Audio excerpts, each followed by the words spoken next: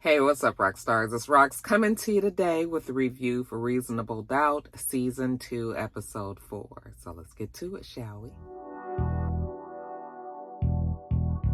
I say I'm gonna take some time off, y'all. All the cashiers, they was like, somebody stole her truck. It's like you can hear it all throughout the store. This Rox coming to you today with a review for Love and Marriage Detroit, Love and Marriage Huntsville, our book 4, Real Housewives of Atlanta. Let's get to it, shall we?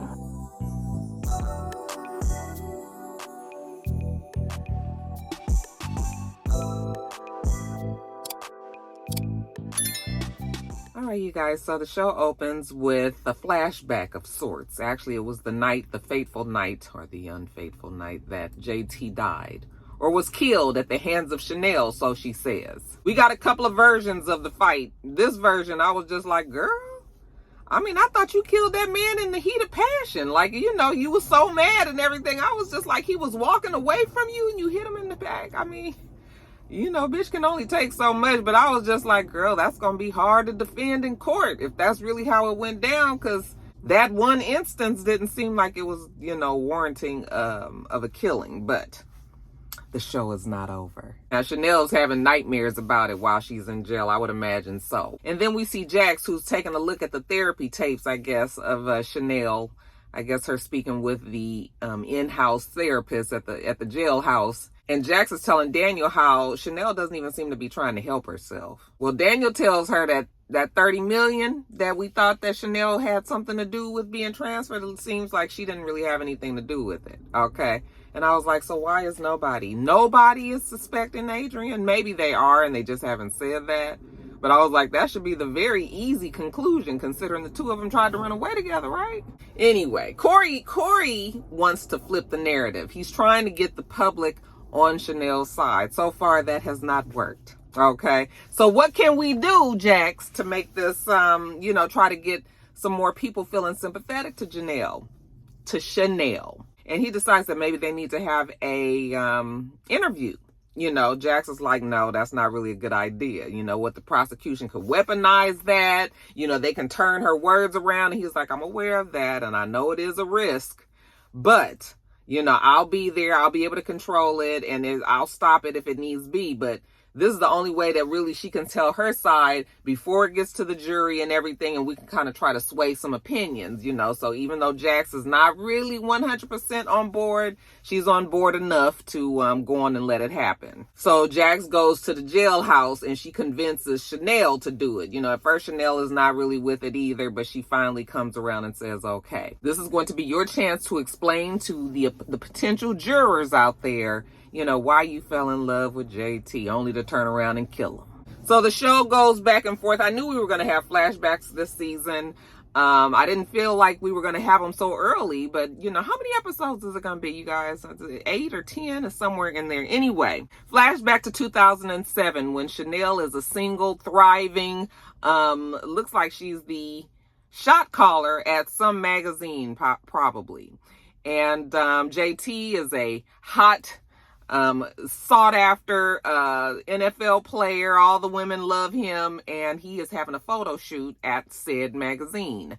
Chanel at first didn't even look like she paid him any attention, did not take him seriously, didn't think that, you know, anything was going to come of it. You know, he was very flirtatious, and he's kind of one of those ones that probably likes you. The more that you act like you don't like them, the more that they act like they love you. Okay. Classic love bomber. He's coming on strong. He's inviting her to the football games. You know, she don't really do football like that. So I guess he was intrigued by her not giving the time of the day. But sure as shit, he's able to charm her. He's able to wine and dine her, you know, taking her out. We see a scene where they're laying in bed and, you know, they're just having one of those, you know, when you first meet somebody and you on the phone with them all night, you know, they pillow talk just all night long. You know, we got to get some sleep. Oh no, you cannot spare any spare moments away from each other. You know, that kind of love. I guess they did love each other at one time, or maybe Chanel thought she loved him and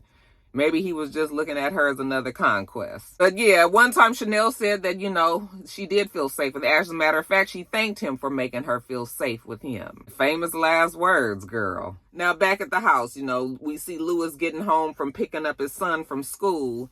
And turns out that the son is no longer into basketball. His son tells Lewis that he's dropping basketball and he is about to try out for Hamilton. Okay, far cry from throwing the ball down the field. Of course, Lewis is not really feeling that. You can tell by his reaction to his son. I was like, well, that's classic father-son behavior. When a father is looking at their son and thinking like, oh my goodness, he could be the next, give me a football player. I don't even know. The next Tom Brady, He's not black. But anyway, so his hopes is dashed when his son tells him that he's going to be on a stage, singing and acting, dancing even. Anyway, Jax comes home from the convincing Chanel. The interview is all set up. And she's home and she's getting ready. Today is the day. I think it's commendable that Lewis is being the supportive husband that he said he would be. It looks like Jax and Lewis is trying to make a go of it. Okay, I said, look at you guys communicating and everything. While she's getting ready, Lewis was like, did your son tell you that he was quitting basketball and starting to act? He tried out for Hamilton. She was like, no, but I mean, it's not like that nigga was going to the NBA or nothing. Like, it's okay. Well, it's not okay to Lewis. We worked all summer, hard on that. And she was just like, it's not that big a deal, okay? Anyway, Lewis can go through whatever he going through. Child, she gotta go. Yeah, Lewis don't know what to do with this sudden change of events. And when Jax leaves for work, child, Lewis gets a call from the school. Spencer done did something else to stress his daddy out. Let's jump over to Adrian. So Adrian, we see him and he is at the house. I was like, where the fuck are they? In Jamaica or something, child? I thought they had been left the country. Nope, not too far. They still in town. He's talking to the white guy that told him to get his ass in the truck. Okay, so white guy still want to know when he gonna get his $30 million. And I'm looking at the white guy and I was just like, you really not all that menacing. You not scary. But maybe that was the idea, okay? Maybe they want us to know that even though he looks very unassuming, he can kill Adrian if he has to. And look, if I was 30 million was on the line, I'd say Adrian's life is definitely in danger. And then I was like, 30 million, Adrian, you didn't even try to get 35 million out of it, skim a little off the top. I mean, you got to give the whole 30 million that you going through so much to get to him. Anyway, the white boy was like, so did you fall in love with Chanel? You know what? That's going to be really difficult. Pussy leverage is strong. I said, boy, no truer words have been spoken. And then he get a looking at Adrian. He said, I got a feeling that you wasn't even going to plan on paying me. Was you trying to run off with my money? Yeah, looks like Adrian might have had that in mind. But Adrian denies it. And white boy's like, listen, I ain't playing with you. I don't have pussy leverage, but I don't give a fuck. He got the gun pointed right at Adrian. Okay, so listen, you better come up with something. I mean, quick. Adrian's like, I can get you some money today. Okay, not the whole 30 million, but I can get you some. And he was like, yeah, I thought so. So Adrian leaves out of there and Daniel is out there taking pictures. Okay, Daniel hot on the case. And then, of course, he lets Jack say he's still on it. He's still watching Adrian. Something fishy is going on here. So Corey done set up this interview with, I guess, like a known journalist or something. Look like she don't see it for Jax or Corey. All right. Ain't feeling it too much, but I guess she knows that this is going to be good for her viewership, good for her numbers. So, they talk about it, and I guess they agreed to whatever is going to be said in this interview. And then we see Chanel, they coming to get old tough ass Chanel.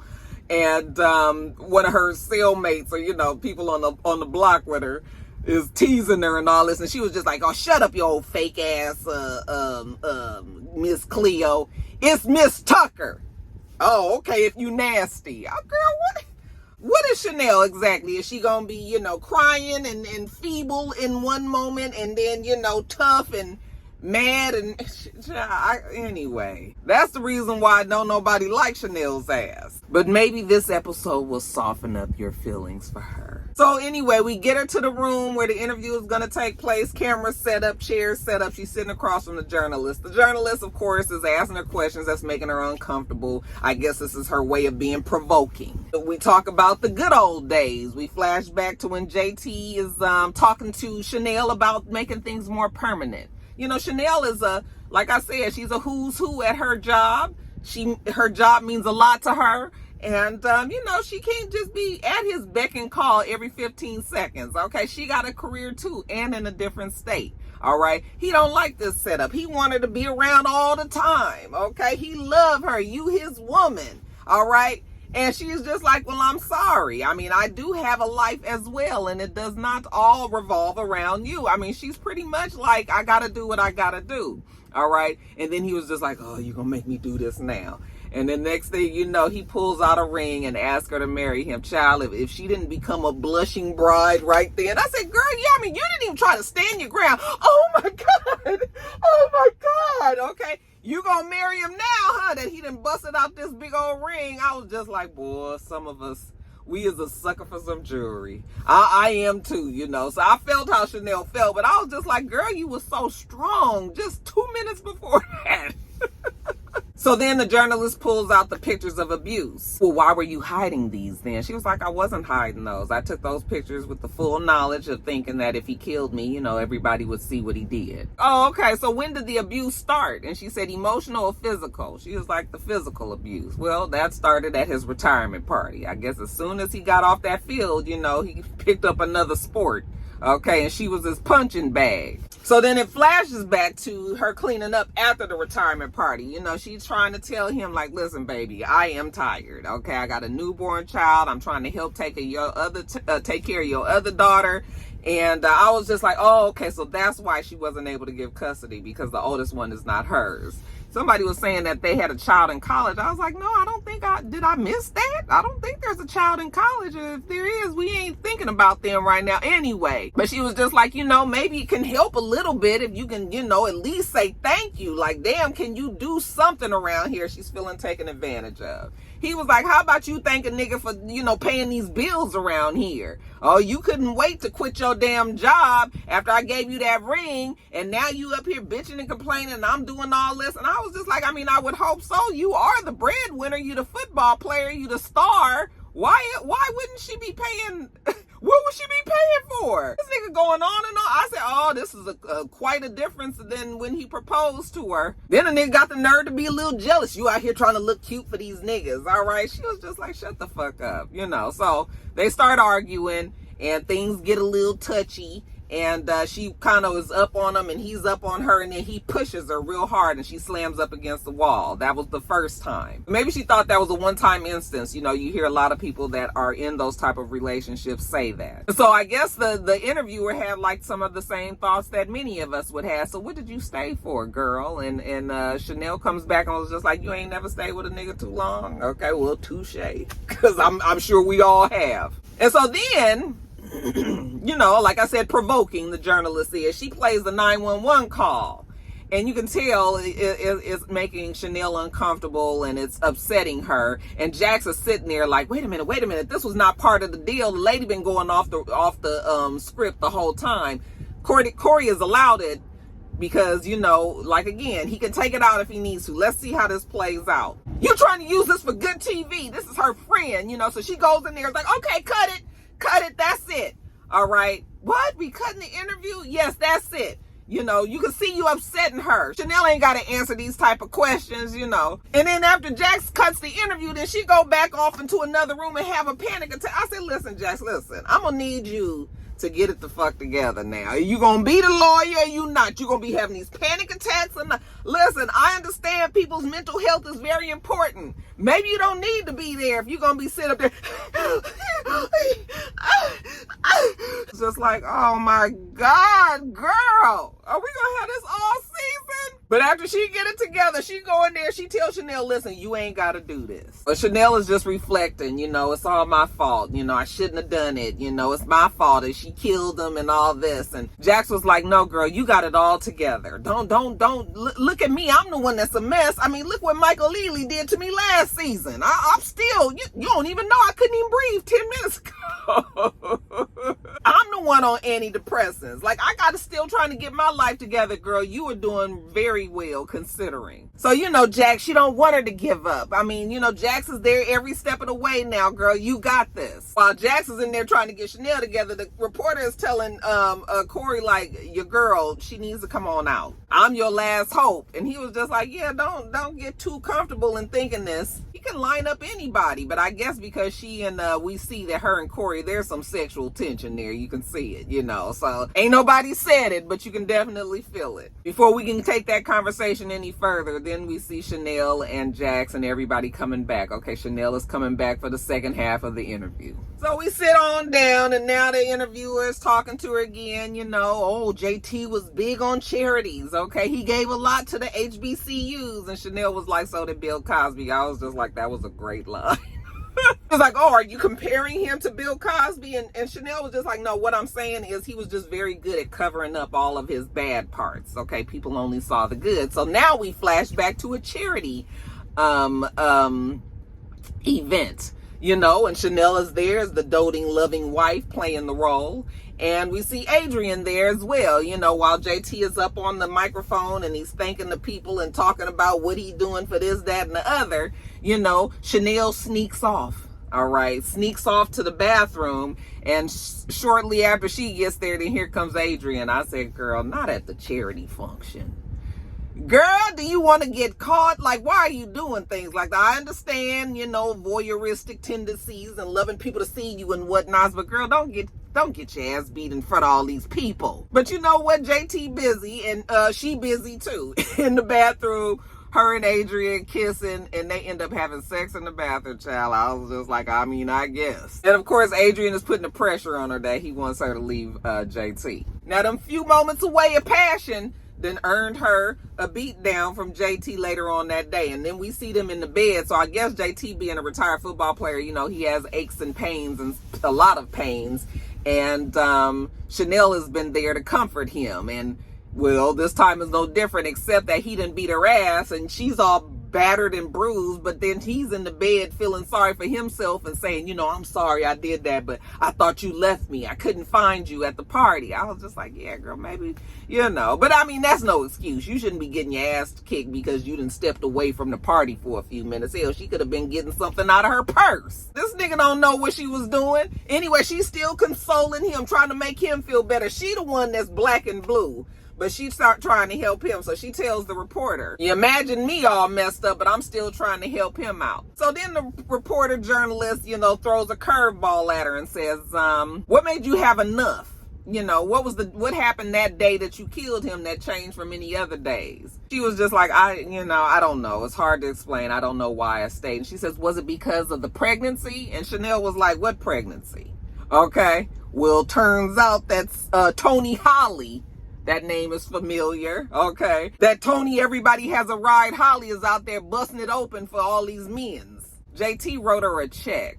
I said, what the fuck? Why would this nigga write her a check? See, you ain't got no damn sense. Now, this information, Chanel actually looks genuinely surprised. She didn't know that this Tony Holly girl is pregnant. But you know, the reporter, she don't believe that, you know. So she's pressing Chanel and she's asking all these questions, and finally Chanel was like, enough, okay, enough of this shit. You up here questioning me like I'm the bad guy. What about him? What about the fact that he might have been the one that was the love bomber? Maybe he didn't really love me. Maybe he just wanted to control me. It was about power and having ultimate say on everything that I say and do. Maybe he stripped me of my humanity. He's the one that made her quit her job. Maybe he wanted her to not have a choice, not have any options, to have to totally depend on him. She was like, I don't know what the fuck it was, but whatever it was, I'm no longer holding any space of feeling bad about anything that's happened to JT. And I was just like, well, Chanel sure did self-analyze herself today, didn't she? Okay, but that interviewer got the point. So I guess the interview is over. Corey's talking to the interviewer, you know, / one of his side things. And he was like, that's a low blow about the pregnancy. She was just like, listen, what you want me to do? I'm a reporter. I got the information and I had to say something about it. And how long did you know about that? You didn't say nothing about it when they was agreeing to the terms. She was like, because her manager had just told her. You guys remember when somebody came and whispered in her ear while she was in the interview with Chanel. So that's probably the truth. But Jackson's sitting up there looking at the exchange between Corey and old girl. And she was just like, when the old girl walked off, she was just like, so how long y'all been fucking? Okay, and Corey just like, you know, I am fine. He just stood there like, oh, I'm busted. I was like, I mean, you wasn't doing a great job of hiding something. So let's jump back over to Adrian. So Daniel is still following Adrian. Adrian is clueless. He obviously does not see this man across the street with this huge telephoto lens camera shooting pictures of him. But I mean, comes out the bank and he has what looks like the receipt of what he just did, his transaction. And Daniel's just like, what you gonna do with that receipt? Oh, he tears up the receipt and he throws it in the trash can right there at the bank. Again, you know, young, ain't really trying to, and you ain't watched no TV shows and no, you shouldn't be doing shit like this, Adrian. Nope, apparently not. But Daniel does get up and go to the trash can and retrieves the that receipt when Adrian walks away. Coming back over to Lewis at the house, he gets home from picking up Spencer from school because now Spencer has managed to get himself suspended. You know, and Lewis was just like, what the fuck is going on? Like, how you get suspended from school? Because, you know, somebody was trying to bully him and, you know, said some shit that was foul and, you know, he had the bomb on him. Like, it wasn't like I just started something, but you know what, he finished it. And, well, Lewis can understand those sentiments, okay? Sometimes you got to do what you got to do, okay? They dap it up, they shake it up or whatever, but you on your own when your mama get home because she ain't gonna understand what you just told me. So Lewis is feeling a little bit better. I mean, his son ain't just out there just being a menace, you know, to society. He actually was taking up for himself. But then he overhears his son on the phone talking to one of his homeboys and was just like, yeah, I beat his ass because, you know, he said something about some gay shit or something. And Lewis was like, get off the phone right now. Okay, you lied to me. You told me. And he was like, no, I did not lie to you. You know, I just told you that somebody said something foul. And, but he told me that I was gay and I'm not gay. Okay, why people got the trip just because I want to be an actor. I want to be on stage, you know. It's all about the sports. And, you know, you was even mad at me and upset and unsupportive when I told you I wanted to act, you know, and you was going on. And Lewis was like, oh no, you know, it's that classic moment when us parents find out that we did something that fucked the kids up, you know. So then we be trying to like, oh no, you know, that's not what I meant. And he was just like, yeah, that is what you meant. Nobody's listening to what he wants. And so Lewis feels bad because he's not intentionally trying to hurt his son. You know, I'm sorry, son, I love you. I'm going to support you while you up on stage singing for Hamilton. Now, Jax, after a long day at the jailhouse, you know, with this interview with Chanel, you know, she finally calls the doctor. And maybe we need to up the dosage a little bit because, baby, we can't keep having these kind of spells when she got work to do. Then she goes in and Lewis is there. He's waiting to see his beautiful wife, you know, after a long day of work for both of them. And, you know, she comes in and he tells her that Spencer done got suspended. What? Not Spencer. Yeah, what happened? He was just like, yeah, it was about the whole basketball and acting thing. And now he mad at me because I clowned him about wanting to act. But he blames himself, you know, for tearing down his son and all. And, you know, Jackson's just like, it's okay. Everybody's, you know, we better than our parents. You know, folks do the best that they can. Not saying that our parents was perfect, but they wasn't perfect, you know, but it's all good. You know, you doing your best. But she can 100% say the world would be a better place if all men were like how Lewis was. Child, the jokes wrote themselves. I ain't even gonna say, child. Anyway, how did Chanel's interview go? She was like, oh, it went good. She said, get this. JT had then got this girl, Tony Holly, pregnant. And he was just like, Tony Holly? I said, yeah, Tony Holly. Tony, everybody has a ride Holly, including you, Lewis. She was just like, yeah, he done got her pregnant, and then he wrote her a check. Because he's just that smart. He wrote her a check to have an abortion. Well, she ain't had no abortion because people say she's still walking around LA with a big belly now. Okay, isn't that funny? Oh yeah, hardy har, Lewis. Are we sure that that's JT's baby, considering Lewis probably rammed her pretty good with no condom? Oh yeah, Jackson's laughing, Lewis is not. And y'all know that baby is gonna be his, right? Okay. Now, back at work, Jax and Daniel, you know, talking, and they figure out who the white guy is, okay? He is JT's business manager, Evan Gerard. Daniel finds out that Evan paid $10 million to an LLC whose name also appears on the deed of the house that they was in, and it belongs to JT. You know, so the trustee is JT.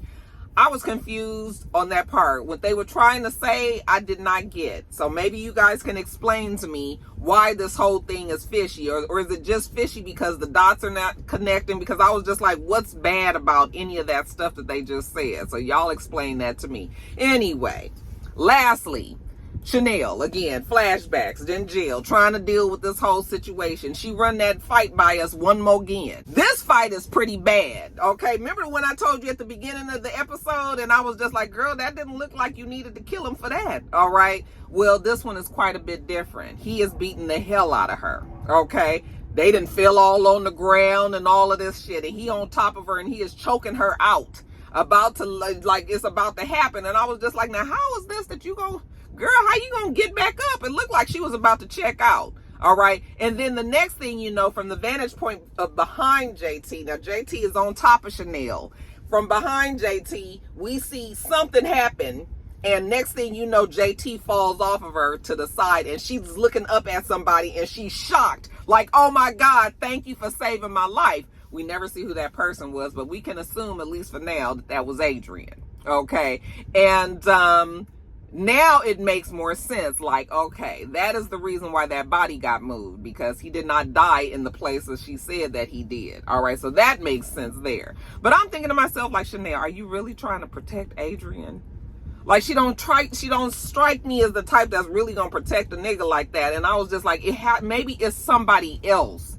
Adrian is the likely person that we could come up with and assume, but the fact that they did not show him is making me wonder if it was him, and who is she protecting? Because, you know, I don't know. We ain't really trying to put our life on the line like this, like that. I mean, I understand we in love, and y'all get me, or do you think it's something else happening here? I really don't think that Adrian is the person and she's protecting somebody else. But we'll see, you guys. That's the way the episode ended. Building the story. At least we got to see Chanel's side now. You guys still don't like Chanel?